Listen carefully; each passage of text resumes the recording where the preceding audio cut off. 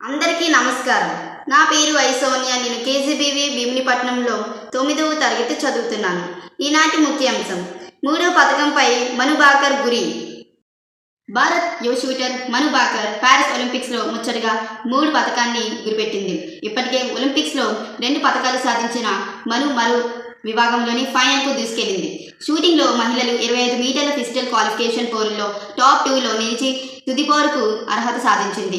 శుక్రవారం జరిగిన క్వాలిఫికేషన్లో తొలిద ప్రొసెషన్ రౌండ్లో 294 పాయింట్లు సాధించింది. టాప్ 3లో నిలిచిన మను ఆ తరువాత ర్యాపిడ్ రౌండ్లో మరింత పుంజుకుంది. ర్యాపిడ్ తొలి సిరీస్లో ఏకంగా 100 పాయింట్లు సాధించింది. ఈ రౌండ్లో 296 స్కోర్ దక్కించుకుంది. మొత్తంగా 590 పాయింట్లతో రెండవ స్థానానికి దూసుకెళ్లే మరో పథకానికి అడుగు దూరంలోనే నిలిచింది. శనివారం ఫైనల్ పోరు జరుగుతుంది. ఇదే విభాగంలో పోటీ పడిన మరో భారత షూటర్ ఇషా సింగ్ 581 పాయింట్లతో రెండవ స్థానానికి దూసుకెళ్లే మరో పథకానికి అడుగు దూరంలోనే నిలిచింది. శనివారం ఫైనల్ పోరు జరుగుతుంది. ఇదే విభాగంలో పోటీ పడిన మరో భారత షూటర్ ఇషా సింగ్ 581 పాయింట్లతో 18వ స్థానానికి పరిమితమైంది.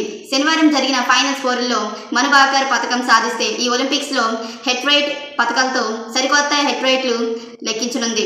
ఇప్పటికే ఈ ఒలింపిక్స్లో ఈ యువ షూటర్ 2 కాంస్య పథకాలను సాధించింది. తొలిత 10 మీటర్ల ఎయిర్ పిస్టల్ వ్యక్తిగత విభాగంలో 3వ స్థానంలో నిలిచి కాంస్యస్ నెగ్గింది.